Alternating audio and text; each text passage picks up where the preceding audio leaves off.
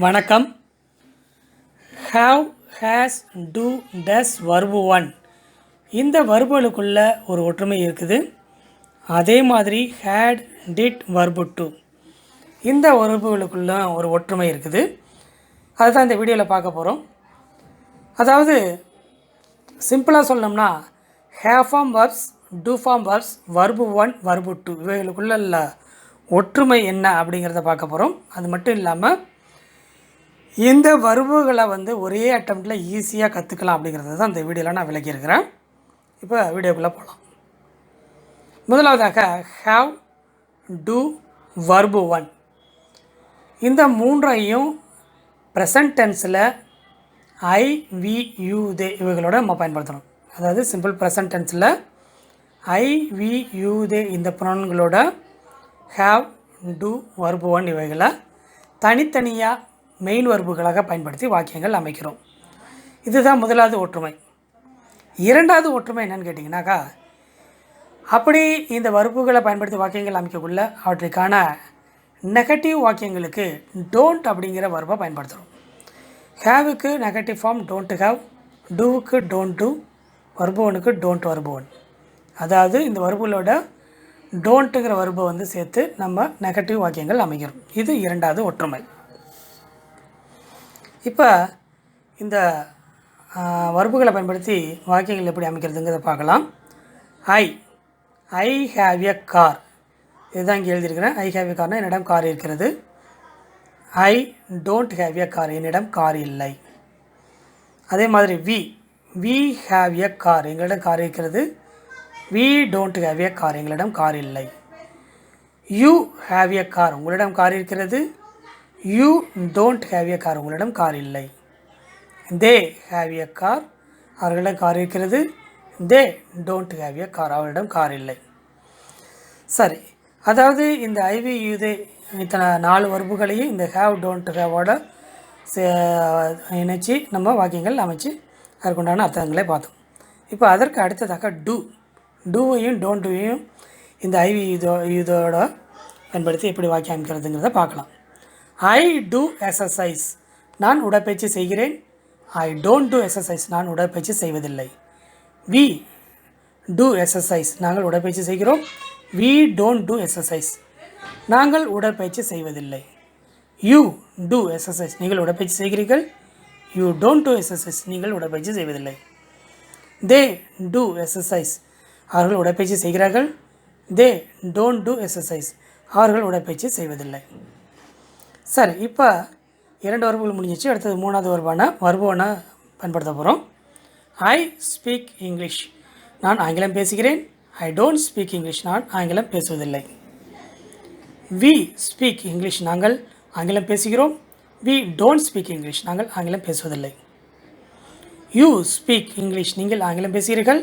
You don't speak English, நீங்கள் ஆங்கிலம் பேசுவதில்லை. தே ஸ்பீக் இங்கிலீஷ், அவர்கள் ஆங்கிலம் பேசுகிறார்கள். தே டோன்ட் ஸ்பீக் இங்கிலீஷ், அவர்கள் ஆங்கிலம் பேசுவதில்லை. சரி, இப்போ ஹேவ், டூ, வர்பு 1 முடிஞ்சிருச்சு. அதற்கு அடுத்ததாக has, does, verb 1 with S, ES, IES இவைகளை பயன்படுத்தி இவைகளுக்குள்ள ஒரு ஒற்றுமை இருக்குது. அது என்ன ஒற்றுமை அப்படின்னு பார்த்தீங்கன்னா, இவைகளை சிம்பிள் ப்ரெசன்ட் டென்ஸில் ஹீ, ஷீ, இட் இவைகளோட பயன்படுத்துகிறோம். அதாவது இந்த வர்புகளை ஹீ, ஷீ, இட்டோட தனித்தனியாக பயன்படுத்தி வாக்கியங்கள் அமைக்கிறோம். அது மட்டும் இல்லாமல் இவைகளோட நெகட்டிவ் ஃபார்ம்ஸுக்கு டசின்ட் அப்படிங்கிற ஒரு வர்பை பயன்படுத்துகிறோம். டசின்ட்டுங்கிற வர்பை பயன்படுத்துகிறோம். அதாவது ஹேஸுக்கு நெகட்டிவ் ஃபார்ம் டசின்ட்டு ஹேவ். அதாவது ஹேஸோட வர்பு 1 ஃபார்ம் ஹேவ். அதாவது டசின்ட்டோட வர்பு 1 பயன்படுத்துகிறோம். அதுமாதிரி டஸோட வர்பு 1 ஃபார்ம் டூ. டசின்ட்டோட டூவை பயன்படுத்துகிறோம். அதுமாதிரி ஸ்பீக்ஸுக்கு வர்பு 1 டசின்ட்டோட வர்பு 1 ஸ்பீக்கை பயன்படுத்திருக்கோம். சரி, இப்போ வாக்கியங்களில் அமைச்சு பார்க்கலாம். ஹீ ஹேஸ் எ கார், அவரிடம் ஒரு கார் இருக்கிறது. He doesn't have a car, அவரிடம் கார் இல்லை. மேலே எப்படி நம்ம ஹேவ் டோன்ட் ஹேவ் ஐவி இதோட பயன்படுத்தி வாக்கியங்கள் அமைச்சோமோ அதே தான் இங்கே ஹீக்கு நம்ம ஹேவை பயன்படுத்த முடியாது. அதுக்கு பதிலாக ஹேஸை பயன்படுத்துகிறோம் ஹீ ஷீட்டுக்கு. அதுக்கடுத்ததான் she, she has a car, அவளிடம் கார் இருக்கிறது. She doesn't have a car, அவளிடம் கார் இல்லை. இட் ஹேஸ் ஏ கார், அதனிடம் கார் இருக்கிறது. It doesn't have a car, அதனிடம் கார் இல்லை. சரி, ஹேஸ் டசன்ட் ஹேவ் இது இரண்டும் முடிஞ்சிருச்சு. அதுக்கடுத்ததாக டஸ். மேலே நம்ம டூ எப்படி யூஸ் பண்ணோமோ அந்த டூ ப்ளஸில் இங்கே டஸ்ஸை பயன்படுத்துகிறோம். ஹீ ஷீ இட்டோட. He does exercise. He does எக்ஸசைஸ்னால் அவர் உடற்பயிற்சி செய்கிறார். ஹீ டசன்ட் டு எக்ஸசைஸ், அவர் உடற்பயிற்சி செய்வதில்லை. ஷீ டஸ் எக்ஸசைஸ், அவள் உடற்பயிற்சி செய்கிறாள். ஷீ டசன்ட் டு எக்ஸசைஸ், அவள் உடற்பயிற்சி செய்வதில்லை. இட் டஸ் எக்ஸசைஸ், அது உடற்பயிற்சி செய்கிறது. இட் டசன்ட் டு எக்ஸசைஸ், அது உடற்பயிற்சி செய்வதில்லை. சரி, ஹேஸ் முடிஞ்சிச்சு, டஸ் முடிஞ்சு. அதுக்கு அடுத்ததாக verb one with S, E S, I S. அதாவது சிம்பிள் ப்ரெசன்ட் டென்ஸில் ஹீ ஷீ இட் ப்ரொனவுன்களை பயன்படுத்தக்குள்ள வர்போட எஸ்ஸு அப்படின்னா இஎஸ் அப்படின்னா ஐஇஎஸ் சேர்த்து பயன்படுத்தணுங்கிறது விதி. அதனால தான் ஹீ ஷீ இட்டுக்கு வந்து வர்போன் எஸ், இஎஸ், ஐஎஸ்ங்கிறத நான் இங்கே தனியாக குறிப்பிட்டிருக்கிறேன். சரி, ஹீ ஸ்பீக்ஸ் இங்கிலீஷ், அவர் ஆங்கிலம் பேசுகிறார். ஹீ டசன்ட் ஸ்பீக் இங்கிலீஷ், அவர் ஆங்கிலம் பேசுவதில்லை. ஷீ ஸ்பீக்ஸ் இங்கிலீஷ், அவள் ஆங்கிலம் பேசுகிறாள். ஷீ டசன்ட் ஸ்பீக் இங்கிலீஷ், அவள் ஆங்கிலம் பேசுவதில்லை. இட் ஸ்பீக்ஸ் இங்கிலீஷ், அது ஆங்கிலம் பேசுகிறது. இட் டசன்ட் ஸ்பீக் இங்கிலீஷ், அது ஆங்கிலம் பேசுவதில்லை அப்படிங்கிறது என்னுடைய அர்த்தம். ஸோ இந்த முறையில் வந்து நீங்கள் வந்து இந்த அத்தனை வர்புகளையும் இங்கே ஒரு 3, இங்கே ஒரு 3, மொத்தம் இந்த 6 வர்புகள், இவைகளை வந்து நீங்கள் வந்து சர்வசாதாரணமாக வந்து ஒரே அட்டம்ப்டில் கற்றுக்கிட்டு தரவாயிடலாம். அதற்கு அடுத்ததாக ஹேட், டிட், வர்பு டு, இவைகளுக்கு உண்டான ஒற்றுமையை பார்க்க போகிறோம்.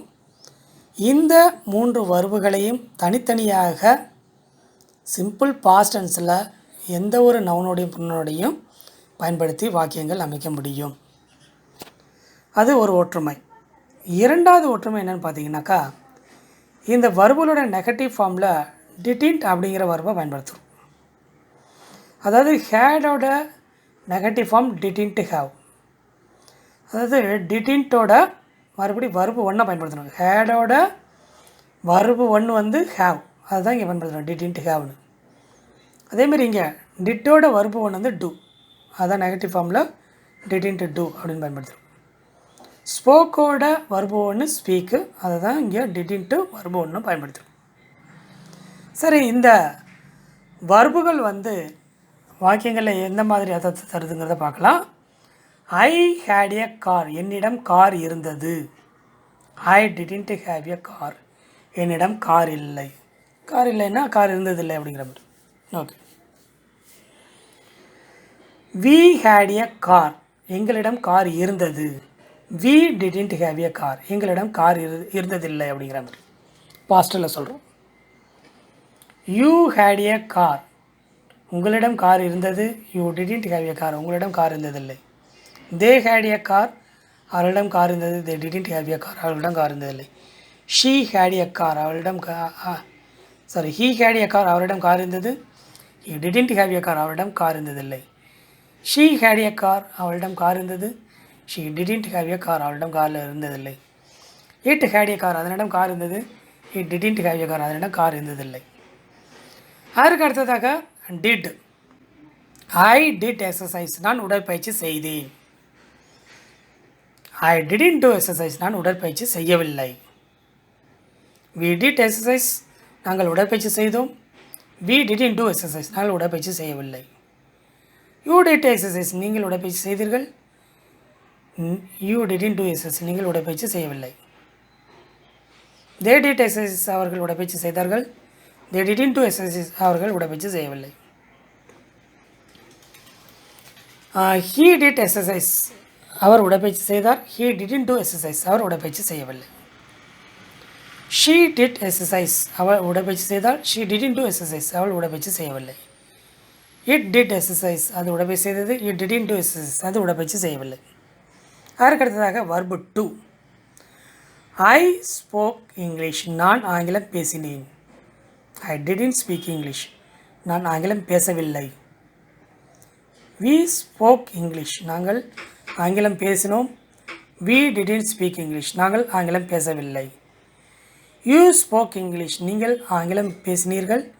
யூ டிடின்ட் ஸ்பீக் இங்கிலீஷ், நீங்கள் ஆங்கிலம் பேசவில்லை. தே ஸ்போக் இங்கிலீஷ், அவர்கள் ஆங்கிலம் பேசினார்கள். தி டிடன்ட் ஸ்பீக் இங்கிலீஷ், அவர்கள் ஆங்கிலம் பேசவில்லை.